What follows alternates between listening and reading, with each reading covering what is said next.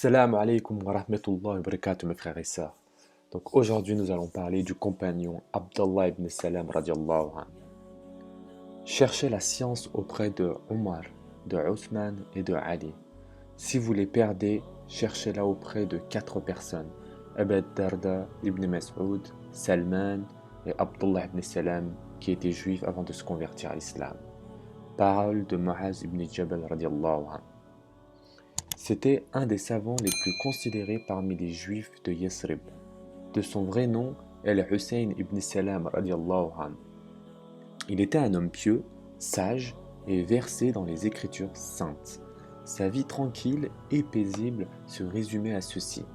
Le matin, il le consacrait à prêcher dans la synagogue, l'après-midi au travail dans sa palmeraie et la nuit à l'étude de la Torah.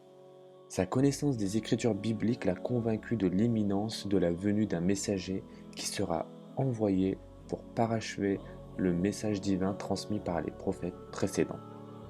Il ne vivra dès lors que dans l'attente de l'apparition de cet homme providentiel en priant Dieu, Azza wa Jal, pour qu'il soit vivant le jour où celui-ci viendra. Dieu exaucera sa prière. Il nous relate lui-même cette rencontre. Lorsque j'ai appris la nouvelle de l'apparition du messager de Dieu, sallallahu alayhi wa sallam, j'ai commencé par me renseigner sur son nom, sa famille, ses caractéristiques, son époque, son milieu, en comparant ces données avec ce qui est inscrit dans nos écritures saintes. Une fois ma certitude établie, en ce sens, je gardais le secret en prenant soin que les Juifs n'en sachent rien. Cela dura jusqu'au jour où le messager de Dieu sallallahu alayhi wa sallam sortit de la Mecque à destination de Médine. Lorsqu'il parvint à Rouba, un habitant de Yathrib nous apporta la nouvelle de son arrivée en clamant dans toute la ville. Pour ma part, j'étais au sommet d'un palmier en train de procéder à une cueillette, tandis que ma tante paternelle, Khalida bint al-Haris, était assise au bas de l'arbre. Dès que j'entendis les clameurs de cet homme, je m'écriai « Dieu est grand, Dieu est grand ». En m'entendant crier ainsi, ma tante me dit « Que Dieu te fasse rebuter. Par Dieu, si tu avais entendu la nouvelle de l'arrivée de Moïse ibn Imran, tu t'aurais montré une telle joie. » Je lui répondis « Ô ma tante, il est par Dieu le frère de Moïse et le continuateur de sa religion. Et il a été envoyé avec le même message. » Elle se tut un moment puis me dit « Est-ce le messager dont vous nous avez informé qui confirmera les messages passés et parachever la révélation divine ?» Je lui répondis que oui. Elle ajouta alors « Qu'il en soit ainsi. » Laissant là ma tante, je courus à la rencontre du messager de Dieu sallallahu alayhi wa sallam dans la demeure où il avait élu domicile. Je vis un attroupement de gens devant sa porte. Je me faufilai difficilement jusqu'à ce que je parvins devant lui.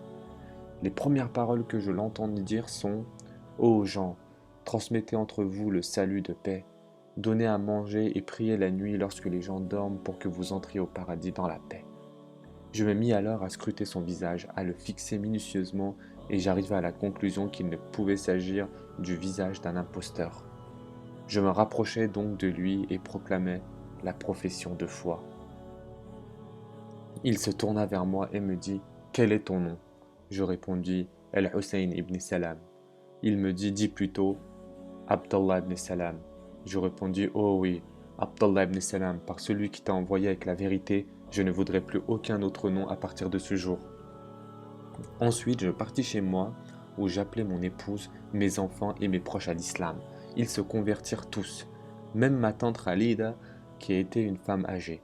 Je les mis en garde contre les Juifs en leur disant « Gardez secrète ma conversion et la vôtre vis-à-vis des Juifs jusqu'à ce que je vous l'autorise. » Ils acquiescèrent tous.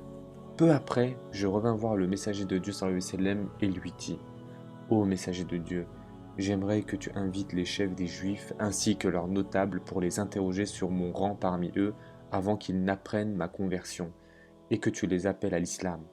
Quant à moi, je resterai caché dans une de tes chambres sans qu'ils ne me voient, car s'ils savaient que j'ai embrassé l'islam, ils m'insulteraient et m'accuseraient de tous les maux. » Le messager de Dieu sallallahu alayhi wa sallam me fit introduire dans une pièce et appela les chefs et les notables juifs, et leur prêcha l'islam et leur rappela ses bienfaits en leur demandant de chercher ce qu'il y a à son sujet dans leurs écritures.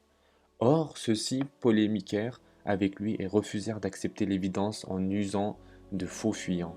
J'étais en train d'entendre ce qu'ils disaient. À la fin, désespérant de les voir accepter la vérité, le messager de Dieu sallallahu alayhi wa sallam dit « Que pensez-vous de Hussein ibn Salam ?»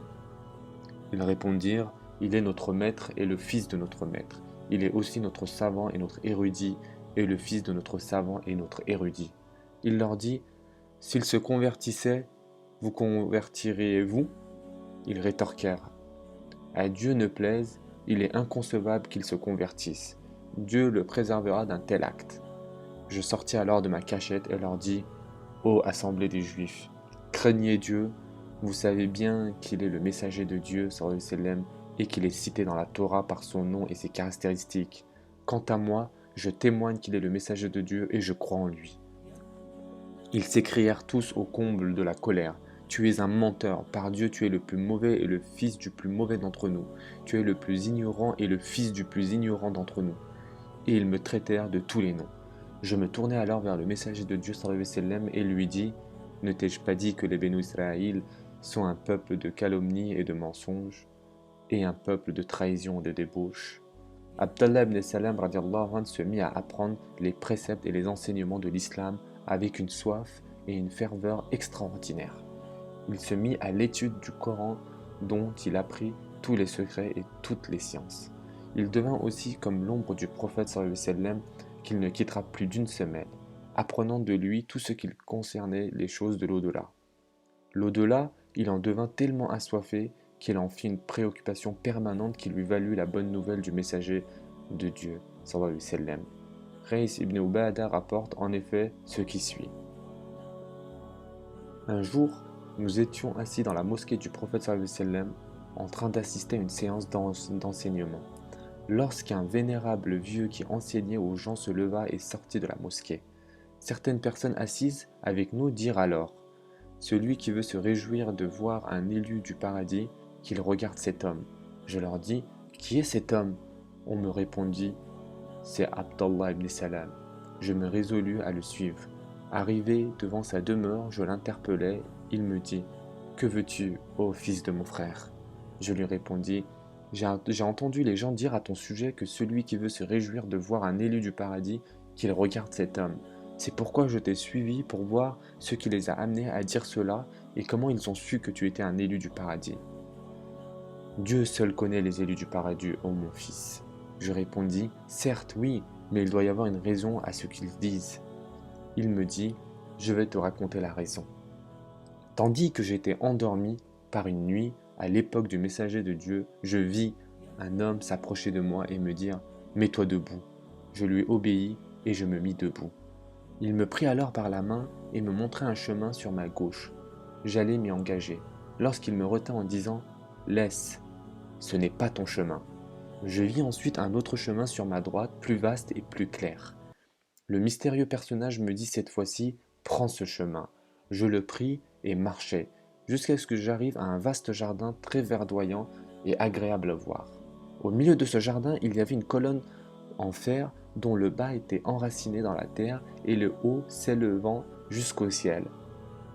À tête de cette colonne, il y avait un anneau en or. Il me dit « Monte jusqu'à cet anneau. » Je répondis « Je ne peux pas. » Sur ce, un domestique qui accompagnait le mystérieux homme me fit faire l'ascension en un temps record et je me trouvai à la tête de la colonne où je pris l'anneau entre mes deux mains.